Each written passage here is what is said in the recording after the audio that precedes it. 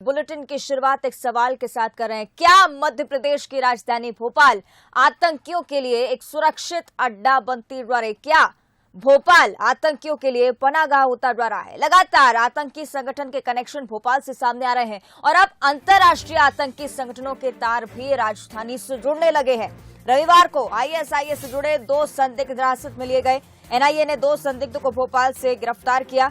पिछले दिनों जमाते मुजाहिदीन के भी आतंकी यहीं से पकड़े गए थे। आपको बता दें कि बांग्लादेश का आतंकी संगठन जमाते मुजाहिदीन, जिसकी लिंक सीधी राजधानी से जुड़ी हुई थी।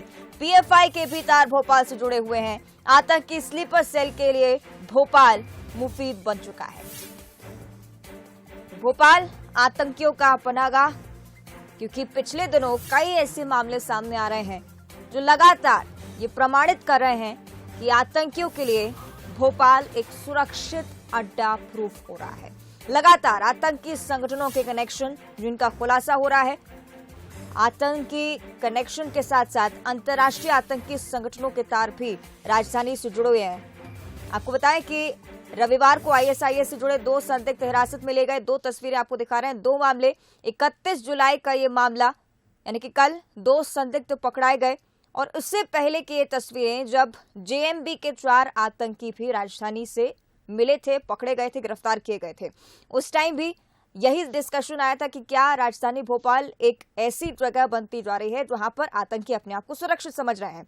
एनआईए ने 2 संदिग्धों को भोपाल से गिरफ्तार किया था और कल ही इस बात की जानकारी भी सामने आई थी कि हिरासत में कुछ लोग सिलवानी से भी लिए गए, यानी कि मध्य प्रदेश, ओवरऑल प्रदेश की अगर हम बात करते हैं तो एक कठिन परिस्थिति आने वाले समय में देखने को मिल सकती है अगर यही सब चलता रहा, अगर इसी तरह से आतंकी कनेक्शंस मध्य प्रदेश से जुड़े हुए सामने आते हैं। बड़ा सवाल ये कि आखिर क्यों इस तरह की स्थिति बनती जा रही है। भोपाल क्यों एक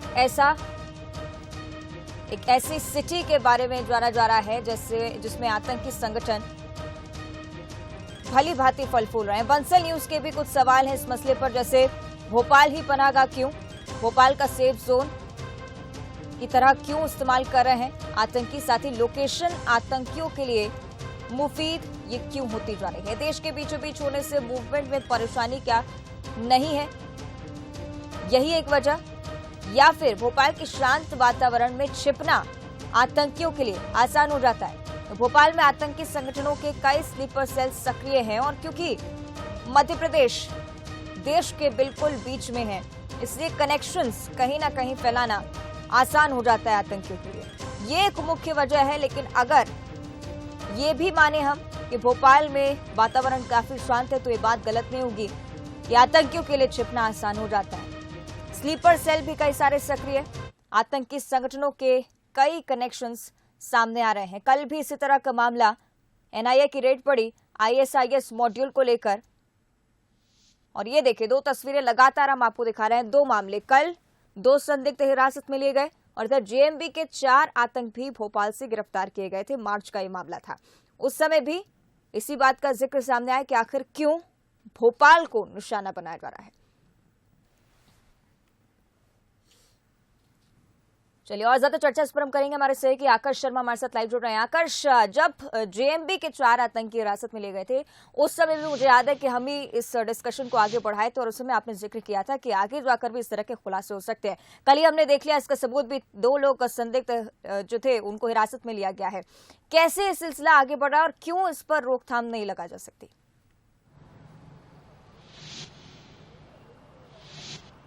जी अवंतिका, आपने सही कहा कि जिस तरीके से एटीएस ने सबसे पहले कार्रवाई करती हुए जमात मुजाहिदीन के 4 जो आतंकियों को यहां से गिरफ्तार किया था, उसके बाद पूरे मामले की जांच एनआईए ही कर रही थी। और यही कारण है कि एक एनआईए की जो स्पेशल ब्रांच है वो अब मध्य प्रदेश में भी खोली गई है और यहां से पूरे प्रदेश में मॉनिटरिंग की जा रही है। 6 जगहों पर एनआईए ने एक साथ छापामार कार्रवाई की थी, जिसमें सिलवानी की बात करें, भोपाल की बात करें, भोपाल में 2 जगहों से 2 लोगों को हिरासत में लिया गया था, जुबेर और अनस। दोनों से ही पूछताछ की गई। उसके बाद आखिरकार पूछताछ के बाद उनको छोड़ दिया गया है, लेकिन उनके जो मोबाइल की बात करें, लैपटॉप की बात करें तो उनको क्लोन बनाया गया है।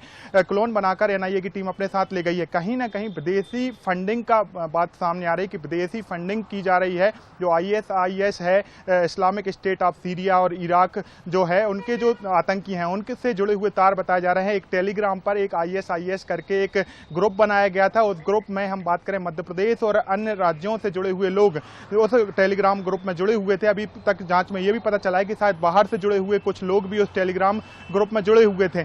मेन रूप से ये मध्य प्रदेश को ही क्यों टारगेट कर रहे हैं, क्योंकि मध्य प्रदेश हम देखते हैं शांति का टापू है। यहाँ पर इस तरह की गतिविधियां कभी देखने को नहीं मिली है कि आतंकी गतिविधियां यहाँ पर होती हैं, और यही कारण है कि ये मध्य प्रदेश को एक जंगसन के तौर पर यूज करते हैं। यहाँ पर आते हैं, यहाँ पर पनाह लेते हैं, यहाँ पर सेफ जोन है, यहाँ पर रुकते हैं, खाते हैं, पीते हैं, और बड़े आसानी से जब देश में किसी भी तरह की गतिविधि करनी रहती तो यहाँ से वो उन राज्यों की तरफ मूव हो जाते हैं। और यही कारण है कि जब जमात मुजाहिदीन के आतंकी पकड़ाए गए थे उसके बाद से तमाम सुरक्षा एजेंसी, राष्ट्रीय सुरक्षा एजेंसियों की बात करें, तमाम की निगाहें मध्य प्रदेश की तरफ खास तौर पर हो गई थी। और यही कारण है कि लगातार हम देख रहे हैं कि जब भी आतंकी गतिविधियों की बात सामने आती है, देश विरोधी लोगों की बात सामने आती है, तो मध्य प्रदेश का लगातार नाम जुड़ रहा है। चाहे हम देखें पूर्व में सिमी यहाँ पर काफी सक्रिय रहा, लेकिन अब सिमी को हम कह सकते हैं, सिमी जो संगठन है उसको निष्नाबूद करने की तरफ मध्य प्रदेश पूरी तरह से काम कर चुका है। लेकिन हम कहें PIF popular front of India की बात करें, जहां पर उज्जैन में, इंदौर में जब पत्थरबाजी की घटना सामने आई तब उसका कनेक्शन निकलकर सामने आया। जमात मुजाहिदीन के आतंकवादी शाहजहानाबाद से पकड़ाए।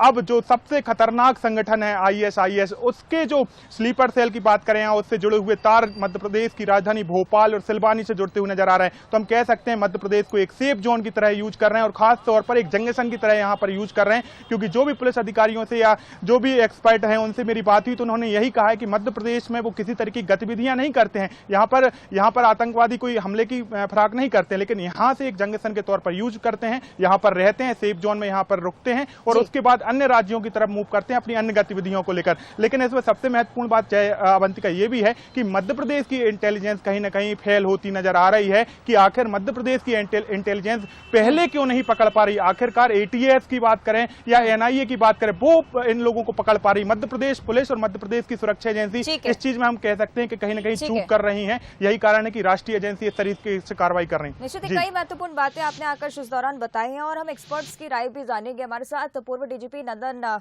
दुबे जी जुड़ रहे हैं। नंदन जी, बहुत बहुत स्वागत है सबसे पहले आपका बंसल न्यूज पर। जी नमस्कार। निश्चित ही मुझे लगता है कि आप भी ये गतिविधियां देख रहे होंगे और आप भी इस तरह से समझ रहे होंगे कि पिछले दिनों जब सिमी का गढ़ रहा मध्य प्रदेश, ये आतंकी संगठनों का सक्रिय होना मध्य प्रदेश में धीरे धीरे शुरू हुआ। अब अचानक से एक अजीब सा इन्फ्लेशन, इसमें अजीब सी कह सकते हैं कि तेजी आई है उन संगठनों के लिए भी, क्योंकि लगातार जिस तरह से आकाश भी इस बात का जिक्र करते हैं, सेफ जोन मध्य प्रदेश बनता जा रहा है। आपका इस पर क्या मानना है? आप लोग सभी इसमें सहमत होंगे कि इसमें काफी अच्छी जो इलेक्ट्रॉनिक सर्वेलेंस को बढ़ाने के लिए बहुत से जरिए उपलब्ध हो गए, जिसकी वजह से सूचनाएं मिलने लगी। मतलब एक ऐसा समय था जब इन्हें सूचनाओं का मिलना मुश्किल था। अभी जो लगातार पुलिस मेहनत कर रही है, जो हमारे एटीएस है वो मेहनत कर रही है, इसके अधिकारी अच्छी मेहनत कर रहे हैं, वो काफी प्रोफेशनल है और उनको ये जानकारियां मिल रही हैं, और उस पर जब जानकारी नेचुरली मिलेगी तो उसके हिसाब से कार्रवाई होगी। तो मैं ये कहूंगा कि ये इस संबंध में जो पुलिस है वो ज्यादा प्रोएक्टिव तरीके से सभी पता कर रही है, और ये जो सूचनाओं का एक लगातार मिलते जाना एक अच्छी बात है। और ये स्लीपर सेल, ये इनकी गतिविधियां हमेशा एक स्ट्रेटेजी के अनुरूप ही करते रहते हैं। जितने भी आतंकवादी संगठन है सब इस मामले में करते हैं। जब उनसे कोई चूक होती है तब वो या तो पकड़े जाते हैं या मारे जाते हैं। नंदन जी, एक और महत्वपूर्ण बात यह है कि डीजीपी आप रह चुके हैं, इसलिए मैं आपसे समझना चाहूंगी, क्या ये जो स्ट्रैटेजी है इंटेलिजेंस टीम की, क्या उसी रफ्तार से बढ़ रही है? क्या यही रफ्तार रहती है आतंकियों को पकड़ने के लिए, या मुझे लग रहा है कहीं ना कहीं चूक है? आपका इस पर क्या मानना है? मेरे ख्याल से चूक तो कोई भी नहीं है, कोई घटना नहीं कर पा रहे हैं, कुछ नहीं कर पा रहे हैं। जो अपने को इन्हें पता पड़ता है उसके हिसाब से मध्य प्रदेश को एक सफलता मिली थी। जो सिमी के जो आतंकवादी थे वो न सिर्फ पकड़े गए थे बल्कि उनमें सजा भी हुई है, और ये बहुत बड़ी चीज है। इसकी वजह से ये लगातार जो मध्य प्रदेश के केसेस हैं उनकी वजह से ये लगातार ये प्रतिबंध में चल रहा है। निश्चित, यानी कि आप मानते हैं कि अभी किसी आतंकी घटना को अंजाम नहीं दे पा रहे, इसलिए सही चल रहे हैं इंटेलिजेंस। इस दौरान ये भी मैं समझना चाहूंगी कि सरकार की इसमें क्या भूमिका रहती है, क्योंकि सीएम शिवराज सिंह चौहान पहले भी बयान दे चुके हैं कि स्लीपर सेल अगर हों तो उसके लिए लगातार हम काम कर रहे हैं।